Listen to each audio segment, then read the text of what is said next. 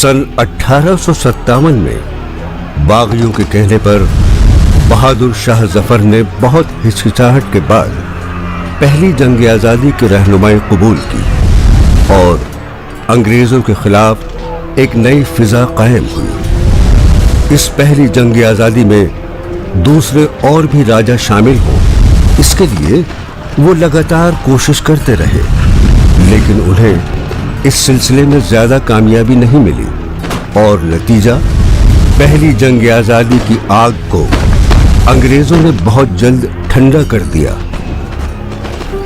हम सबको तारीख से बहुत दिलचस्पी है। तारीख हमें उस गुजरे हुए वक्त की याद दिलाती है जिसे दोहराया नहीं जा सकता, जिसे वापस नहीं लाया जा सकता। यार, कई दोस्तों का कहना है कि तुम आजकल बहुत परेशान नजर आते हो। ऐसा मालूम होता है कि तुम किसी तकलीफदेह तजुर्बे से गुजर रहे हो। क्या बात है? यार, सच्चाई ये है कि मैं एक अजीबोगरीब तजुर्बे से दो चार हुआ। मुझे ऐसा लगा कि मैं बहादुर शाह जफर से गुफ्तगू कर सकता हूँ, जिस तरह तुम सबसे कर रहा हूँ। वो बहुत कुछ कहना चाहते थे। अच्छा, उन्होंने तुमसे क्या कहा? वो बहुत ही मायूस और बेजार नजर आ रहे थे। मैं उनके सामने गया। उनको तो ये भी नहीं मालूम था कि मैं कौन हूँ। मैंने उनसे साफ साफ लफ्जों में बातचीत भी किया। यकीनन जानता हूँ कि वो मुझे कुछ बताना चाहते थे। उनका बातचीत गुजरे हुए वक्त का झलक थी। ऐसा लग रहा था किसी कहानी सुनाने वाले की अधूरी कहानी की तरह। देखिए, तारीख तो बहुत लोग लिख चुके हैं और लाखों हज़ारों सफ़े पढ़ने पर भी पूरा अंदाज़ा नहीं होता कि तारीख में क्या हुआ था और क्यों हुआ था। लेकिन एक जस्तजू, एक तलाश किसी के दिल में हो तो वो क्या करता है। रुद्रांशु के दिल में भी यही बात थी। वो जानना चाहता था कि आखिर लोग इतनी शिकायत बाबर की क्यों करते हैं, इतनी लोगों को नफ़रत बाबर से क्यों है, और बहादुर शाह ज़फ़र क्यों एक नुमाइंदगी करते हैं हमारे उस जज्बात की जिसको कहा जा सकता है कि कौमी जज्बात हैं। हमको पहली दफ़ा एहसास अपनी कौम का हुआ हिंदुस्तान में, हम कौन हैं इसका एहसास हुआ तो बहादुर शाह ज़फ़र ने दिलाया। तो बाबर और बहादुर शाह ज़फ़र का क्या रिश्ता हो सकता है, कैसा रिश्ता हो सकता है, इसकी एक तलाश, इसकी एक खोज मैं समझता हूँ वो आज तक हम लोगों के सबके जहन में है और रुद्रांशु ने यही कोशिश की है। रुद्रांशु के डेडिकेशन को मैं सलाम करती हूँ। अच्छा, क्या मतलब? मतलब ये कि तुम्हारा चेहरा बता रहा है कि तुम अभी किसी ख्वाबों और ख्यालों की दुनिया में खोए हुए थे। सही कहा सारा तुमने। छोड़ दो सारा, लगता है कि सही कहते हो तुम। रुद्रा फिर अपने ख्वाबों और ख्यालों की दुनिया में।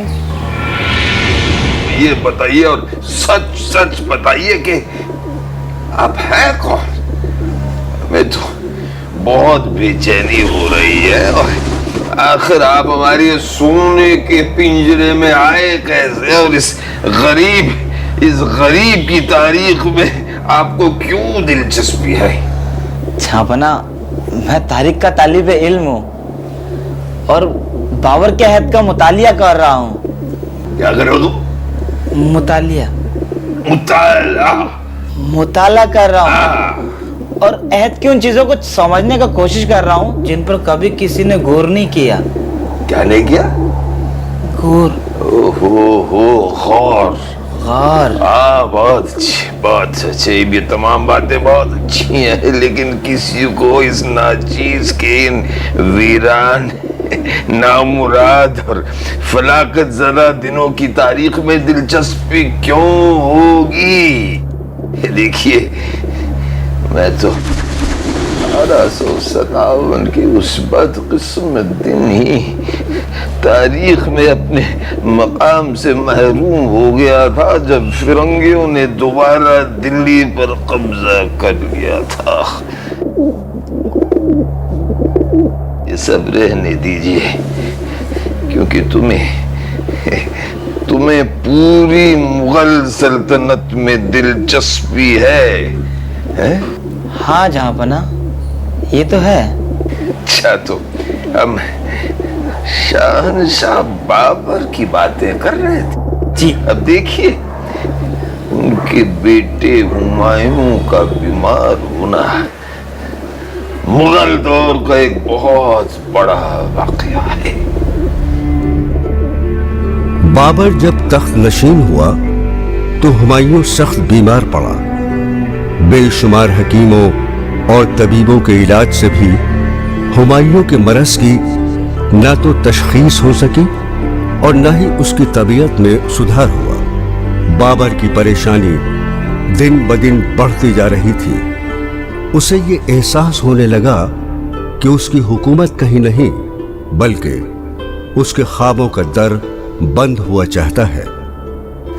हुमायूं की बीमारी ने न सिर्फ बाबर के बल्कि तमाम दरबारियों के हौसले पस्त कर दिए। अब बाबर की तवज्जो सिर्फ हुमायूं के इलाज की जानिब हो गई। नतीजतन हुक्मरान और अवाम दोनों में एक तशवीश पैदा हो गई कि अब शहंशाह बाबर के ख्वाब का क्या होगा, शहंशाह बाबर के ख्वाबों के हिंदुस्तान के क्या होगा।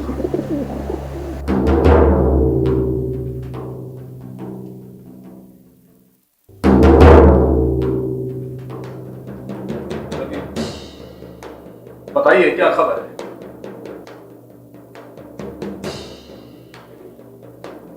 वो की बात कहिए जो एक बाप का दिल बर्दाश्त कर। सच्चाई बताइए। सदा खतरे में तो नहीं? सब तारीफें खुदा के लिए। हमने अपने इल्म और तजुर्बे के मुताबिक सब कुछ कर लिया, लेकिन शहजादे पर किसी दवा का कोई असर ही नहीं होता।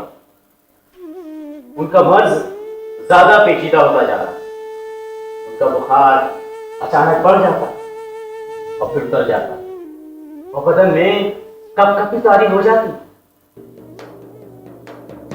हम तो मायूस हो चुके। खुदा जाने उन्हें किनकी बुरी नजर लग गई, वो इस कदर मुसीबत में मुब्तला। क्या हमारी मुमलिकत में कोई भी ऐसा वैद्य या हकीम नहीं जो मिर्जा हुमायूं का इलाज कर सके? क्या तुमने दूसरे हकीमों से इस बारे में सलाह मशवरा किया? अरे खुदा ना करे कि शहजादे को मन से लाहक हो। मेरे जहां पना, हम अपनी समझ में हर मुमकिन कोशिश कर रहे हैं। हम शहजादे को खोना नहीं चाहते। इस सरजमीने हिंदुस्तान को शहजादे को तोहफे में पेश किया। हकीम साहब, एक बार आपने इस बूढ़े को मौत के मुंह से निकाला है। अब मिर्जा के लिए कुछ नहीं कर पा रहे। अरे कुछ कीजिए, खुदा आपको रास्ता दिखलाएगा। खुदा से दुआ कीजिए। हम भी उसके हुजूर में सर झुकाते हैं।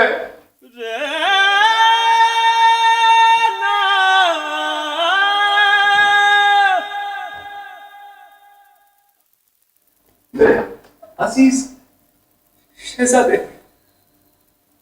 हौसला रखो। 23 बरस की उम्र में ऐसी बीमारी और बेबसी नहीं होती। आप बहादुर मुगल नस्ल के वारिस हैं। ऐसी मामूली चीजें आपकी खूबसूरत जवानी का कुछ नहीं बिगाड़ सकती। अगर आपको हमसे कोई तकलीफ पहुंची है तो हमें माफ कर दीजिए शहजादे।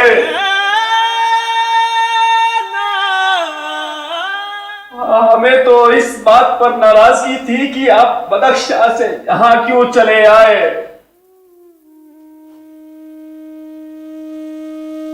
हमें क्या खबर थी कि इस तरह का मर्ज आपको यहां खींच लाया है।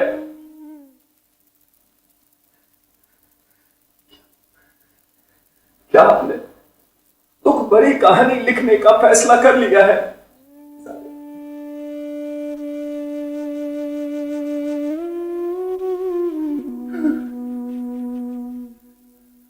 अगर आप हमारी कुछ मदद नहीं कर सकते तो आपका इल्म किस काम का?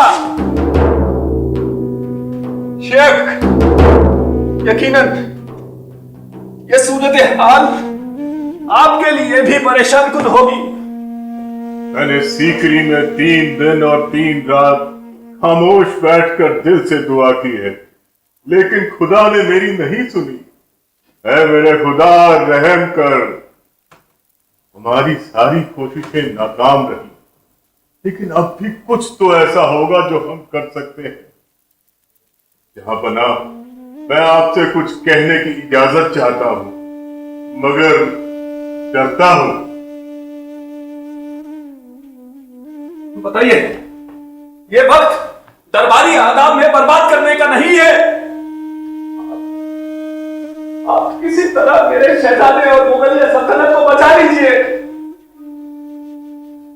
आप हमसे जो चाहते हैं फरमाए, हाजिर किया जाएगा।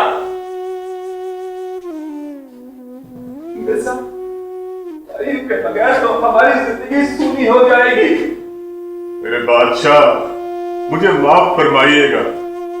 खानदान तैमूर की एक पुरानी रिवायत रही है। मेरे वालिद मरहूम ने मुझे इस खास दुआ के बारे में बताया था। एक बहुत ही अजीब, बहुत ही मुश्किल और खौफनाक दुआ। शहंशाह, मुझे माफ फरमाइएगा। आप शहजादे की जिंदगी के बदले अपनी जिंदगी खुदा को पेश कर सकते हैं।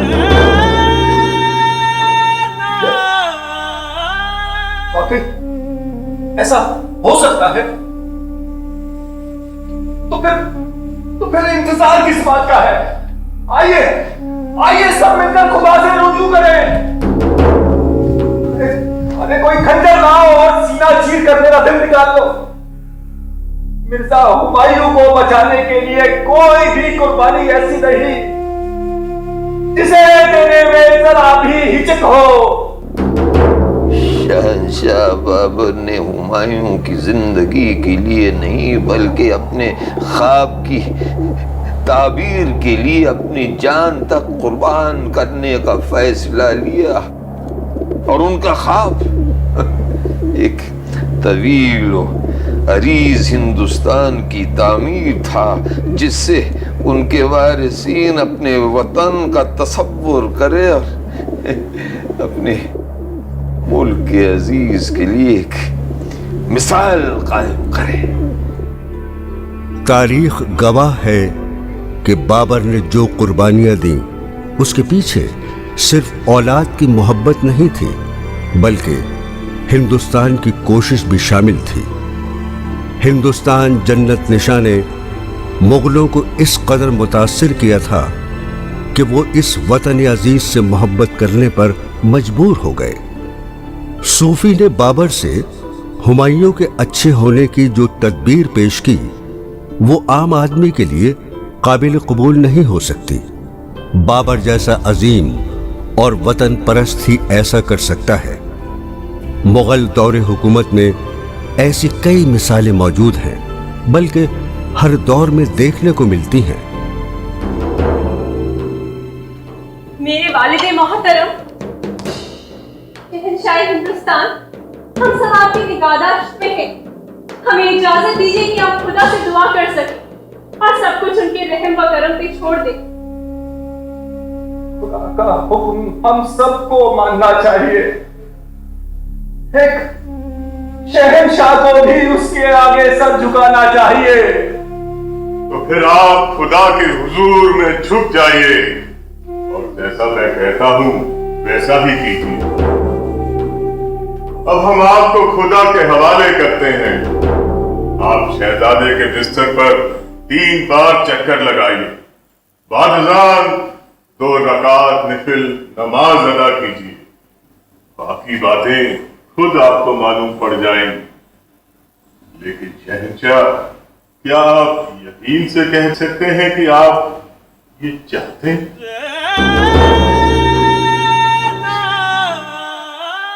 एक इंतहाई चाहने वाले बाप और भाई के बीच में फंस के रह चुकी हूँ। क्या आपको ये करना चाहिए? क्या हमारा मजहब इस्लाम इस बात की इजाजत देता है? मेरी प्यारी गुलबदन, मेरा दिल भी तुम्हारे दिल की तरह नर्म है। मेरी मोहब्बत ने मेरे लिए ये काम और आसान कर दिया है। तुम्हारा भाई हमारे साथ बहुत दिनों तक जिएगा। हमारा क्या, हम तो जी चुके। अब तुम्हें हमारे मुकाबले अपने भाई को चुनना होगा। जहां बना आप कोहिनूर किसी को तोहफे में दे सकते हैं जो कि बहुत ही बेशकीमती हो। आपके तो बहुत से बेटे हैं, हमारे तो आप अकेले बाप हैं। मुझे कानून फितरत का हुक्म मानने दो। यकीनन एक बाप को बेटे के लिए जगह छोड़ देनी चाहिए। लेकिन मेरे वालिद मोहतरम वो कोहिनूर। क्या हुमायूं की तरफ से हमको दिए गए तोहफे को इस तरह से लौटा देना चाहिए? अरे हम सब खौफजदा क्यों है? और फिर हिंदुस्तान का क्या होगा?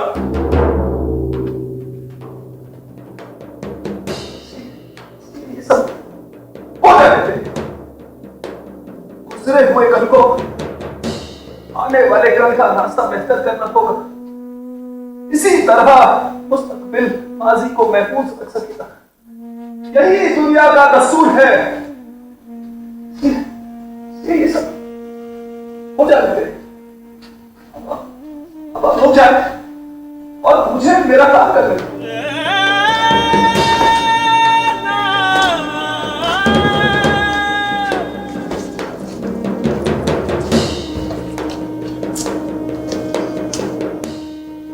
बेशक हमारी जिंदगी हमारी सबसे अनमोल चीज है और इसे दुआ के साथ हम परवरदिगार के हवाले करते हैं कि वो हम पर रहम फरमाए।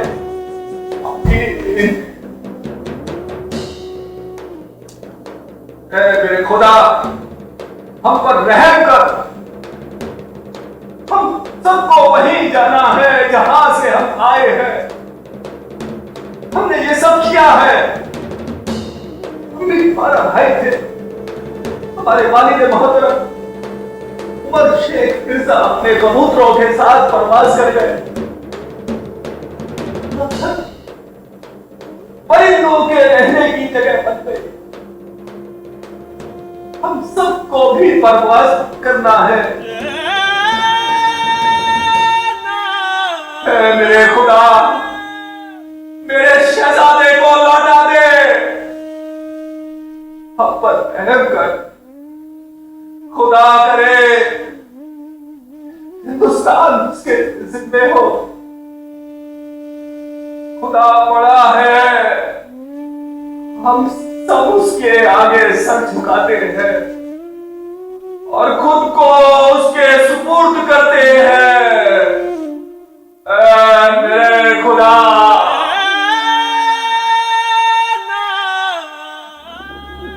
क़िया कहां तक दुरुस्त है मैं कह नहीं सकता। क्या सचमुच ऐसा हो सकता है? मंतकी तौर पर यह दुरुस्त नहीं मालूम होता है, लेकिन जब ऐसे वाक़यात अक़ीदे का लिबास पहन ले तो फिर उनके खिलाफ सवाल उठाने की हिम्मत किसकी होती है? नतीजतन हुमायूं की तबीयत ठीक होने लगी और बाबर की सेहत गिरने लगी। फिर हुमायूं ने मुगल सल्तनत की बागडोर संभाली और अपने वालिद के ख्वाब की ताबीर की जानिब कदम बढ़ाना शुरू किया।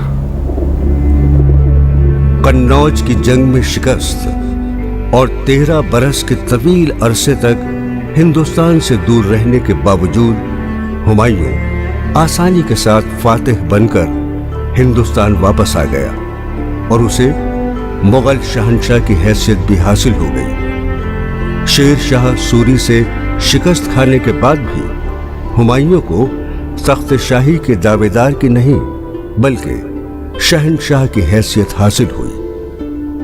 ये तारीखदां यकायक हिंदुस्तानी जहन के बहुत से ऐसे गोशों को समझने में हमारी मदद करते हैं जिस जानिब आम लोगों का ध्यान नहीं जाता। यही वो पहलू है जिसमें मुगलों को हिंदुस्तान में सच्चे फरमारवां के तौर पर कबूल करने का जज्बा छुपा था। छापना में सच्चाई से वाकिफ है कि पानीपत की जंग 2 मुस्लिम हुक्मरानों के बीच हुई थी। ये जंग इब्राहिम लोदी और बाबर के दरमियान हुई थी। दुरुस्त है बरखदार, दुरुस्त है। और इस जंग के असरात ने मुगलों के तई राजपूतों के मुज़ाहमतों का इख्तिताम करके मुगल राजपूतों की दोस्ती के बेनजीर बाब का इजाफा किया और फिर हिंदुस्तान का मुश्तरका तहजीब और सकाफत का ताना बाना शुरू हुआ। यानी कि मुगल हुकूमत में राजपूतों की भागीदारी और एक सच्चे हिंदुस्तान का तसव्वुर। रुद्रा, तुम क्या सोच रहे हो? मेहरबानी करके तुम सोचना बंद करो। जनाब बहादुर शाह जफर से मिलकर आए, लंबी गुफ्तगू कर। क्यों, मैं गलत तो नहीं कह रहा हूँ? वाह मेरे दोस्त, मान गया तुम्हें। तुमने बिल्कुल सही कहा। वैसे बहादुर शाह जफर जैसी शख्सियत को इस मुल्क में हमेशा होना चाहिए था। अच्छा? जी हाँ। अच्छा चलें अब? क्यों नहीं, चलें।